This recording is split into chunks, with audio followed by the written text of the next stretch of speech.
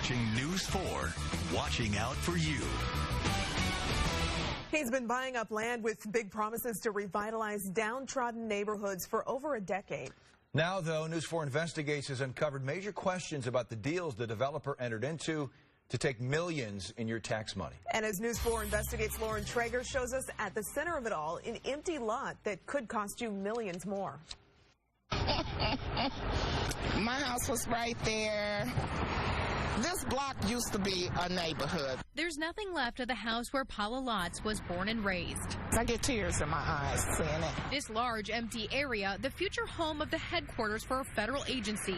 The city of St. Louis got the land by negotiating with each one of the dozens of homeowners there.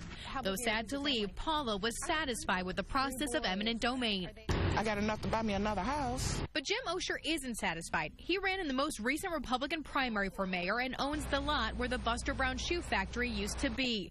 The city has already set aside $810,000 for the property, but Osher wants much more, possibly even millions. If that's the case, they should have gave all us millions. In a current lawsuit, he points to a sales contract from 2011 to prove why he thinks taxpayers should pony up.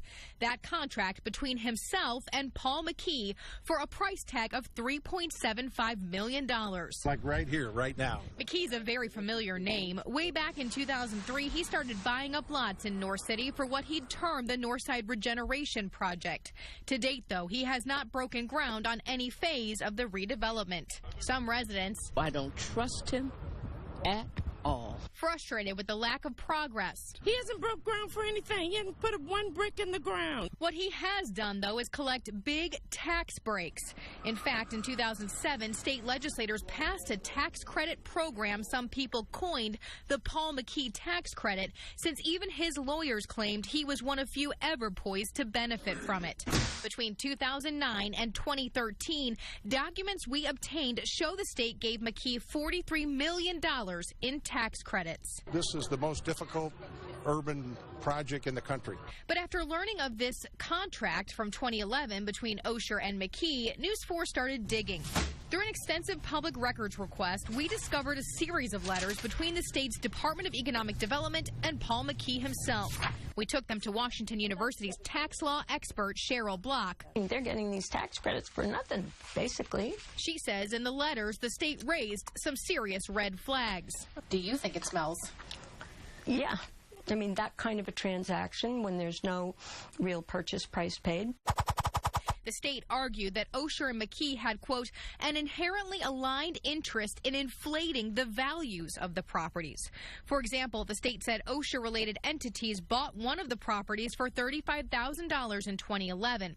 Northside or McKee purchased the same property 1 year later for more than $2.9 million, an 8,400% increase in value in just 1 year. The bigger the sales prices, the more tax breaks for McKee.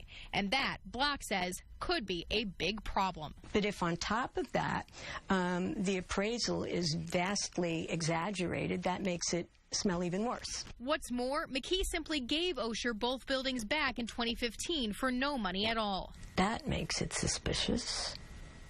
Why would they buy a property of that value and then just give it back? We wanted to talk to McKee and went to his office building in O'Fallon, Missouri. Instead, we sat down with his attorney and asked, did Mr. McKee purposefully inflate the sales price on these properties? Of course not.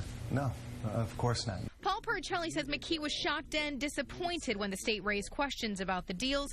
He says they still defend the transactions. The sales price is just a reflection of a changing market, he says. In the letters, McKee argued about the 8,400% increase in value. He said that was because Osher put $1.5 million worth of improvements into the building in that year, though News 4 could find only about $24,000 worth of permits being pulled for work. As for why McKee simply gave the buildings back for nothing, he had to take his losses. He had to cut his losses. And as to any claims of potential wrongdoing, would you disagree?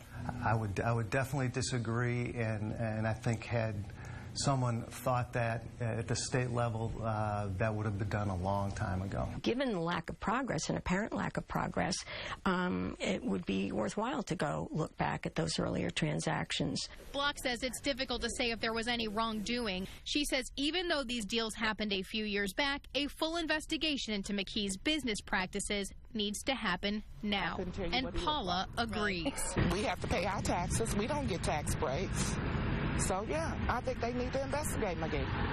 Jim Osher and his attorney declined to comment. The state denied some of the tax credits on those two properties, but afterwards approved other applications submitted by McKee.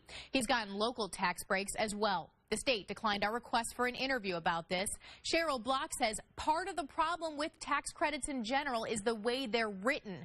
We're continuing to look into how this state tax credit program came about in the first place. You can bet it's a story we'll keep following. For News 4 Investigates, I'm Lauren Traeger.